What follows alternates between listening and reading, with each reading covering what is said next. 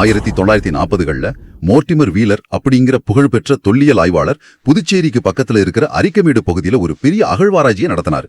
அங்க கிடைச்ச தடயங்கள் உலக வரலாற்றையே திருப்பி போட்டுச்சு. ரோமானியர்கள் இங்க வந்து தங்கியிருந்ததற்கான நேரடி ஆதாரங்கள் அங்க கொட்டி கிடந்துச்சு. குறிப்பா சொல்லணும்னா ரோமானிய நாணயங்கள், அப்புறம் அவங்க நாட்டு மதுவை பத்திரப்படுத்தி கொண்டு வரதுக்கு பயன்படுத்துற ஆம்போரா ஜாடிகள் எல்லாம் மண்ணுக்குள்ள இருந்து எடுத்தாங்க.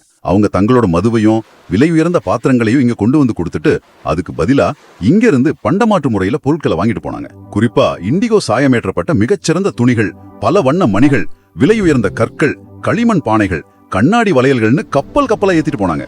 உண்மையா சொல்லணும்னா முதல் நூற்றாண்டிலே இது ஒரு மாபெரும் குளோபல் ட்ரேட் ஹப்பா செயல்பட்டிருக்கு.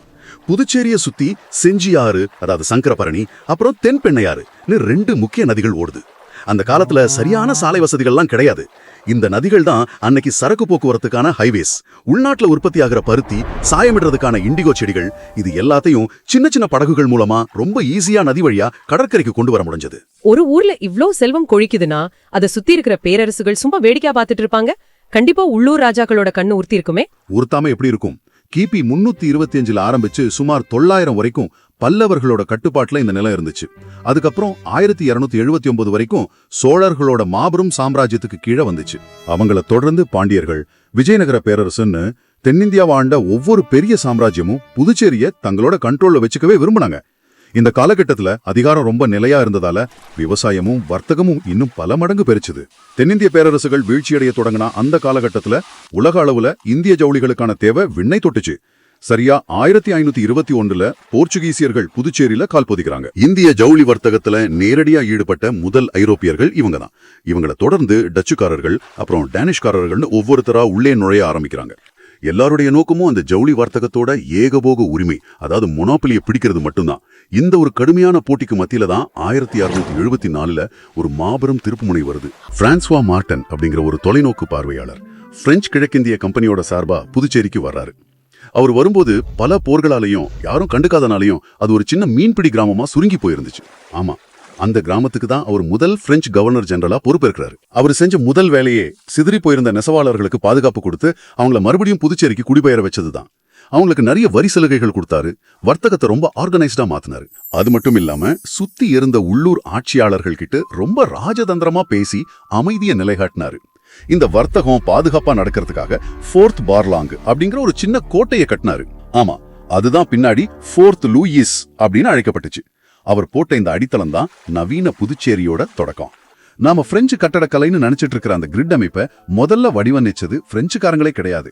அந்த நகரமைப்புக்கு சொந்தக்காரர்கள் டச்சுக்காரர்கள். 1693ல ஐரோப்பாவில் நடந்த அரசியல் குழப்பங்களோட எதிரொலியா டச்சுக்காரர்கள் செஞ்சி ராமராஜா கிட்ட வெறும் 23,000 பகோடாக்கள் கொடுத்து மொத்த புதுச்சேரியும் விலக்கி வாங்கினாங்க. ஆமா, அவங்க கட்டுப்பாட்டுல இருந்த அந்த சில வருஷங்கள்ல தான் இந்த செவ்வக வடிவத்திற்களை ரொம்ப பிளான் பண்ணி உருவாக்குனாங்க. 1697ல ஐரோப்பாவில் ரிஸ்விக் ஒப்பந்தம் கையெழுத்தாச்சு. அதன்படி 1699ல புதுச்சேரி மறுபடியும் பிரெஞ்சுக்காரர்கள் வசமே ஒப்படைக்கப்பட்டுச்சு.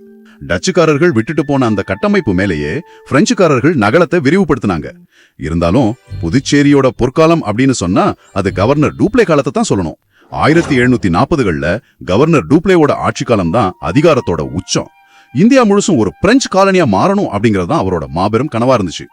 டூப்ளே காலத்துல நகரம் திட்டவட்டமா 2ஆ பிரிக்கப்பட்டுச்சு.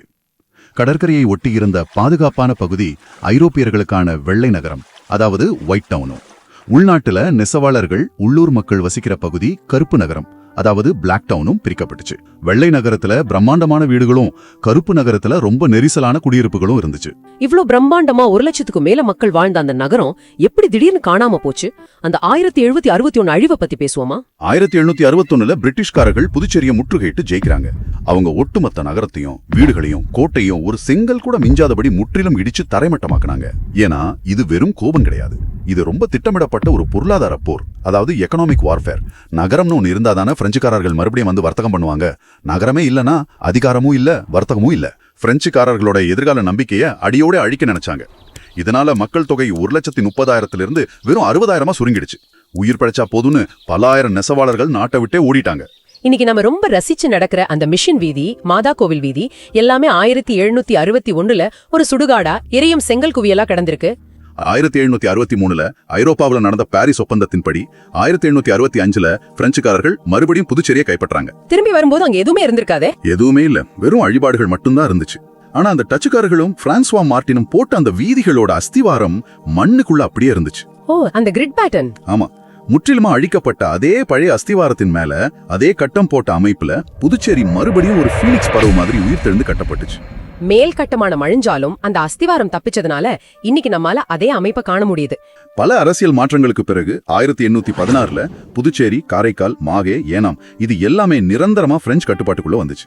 அதுக்கப்புறம் 100 வருஷத்துக்கு மேல பிரெஞ்சு ஆதிக்கம் ரொம்ப நிலையா இருந்துச்சு. அப்போ 1947 இந்தியாக்கு சுதந்திரம் கிடைச்சப்போ புதுச்சேரி இணையலையா? இல்ல, இந்தியா சுதந்திரம் அடைஞ்ச பிறகும் கூட புதுச்சேரி உடனடியா இந்தியாவோட இணையல. அது தொடர்ந்து பிரெஞ்சு பகுதியாவே தான் நீடிச்சுது. இறுதியா 1954 தான் கீழூர் வாக்கெடுப்பு நடந்து மக்கள் இந்தியாவோட சேரலான்னு முடிவு பண்ணாங்க. 1954 நவம்பர் 1ஆம் தேதி டி ஃபேக்டோ டிரான்ஸ்பர் நடந்து பிரெஞ்சுக்காரர்கள் இந்தியா விட்டு வெளியேறினாங்க. அதுக்கப்புறம் 1962 தான் முழுமையான சட்டப்பூர்வ இணைப்பு நடந்துச்சு. கிட்டத்தட்ட 138 வருஷ பிரெஞ்சு ஆட்சி முடிவுக்கு வந்து புதுச்சேரி சுதந்திர காற்ற சுவாசிச்சிருக்கு. இப்போ உங்களுக்கும் புரிஞ்சிருக்கும்னு நினைக்கிறேன். இன்னைக்கு நீங்க புதுச்சேரிக்கு போனீங்கன்னா மரங்கள் சூழ்ந்த பிரெஞ்சு வீடுகளையும் அரவிந்தர் ஆசிரமத்தையும் மட்டும்தான் பாப்பீங்க. ஆனா அந்த அமைதிக்கு கீழே முதல் நூற்றாண்டுல தொடங்கின ரோமானிய வர்த்தகம், அப்புறம் ஐரோப்பிய போர்கள், ஒரு தரைமட்டமான அழிவு, மறுபடியும் ஃபீனிக்ஸ் பறவையா ஒரு மறுபிறப்புன்னு மாபெரும் வரலாறு உறங்குது.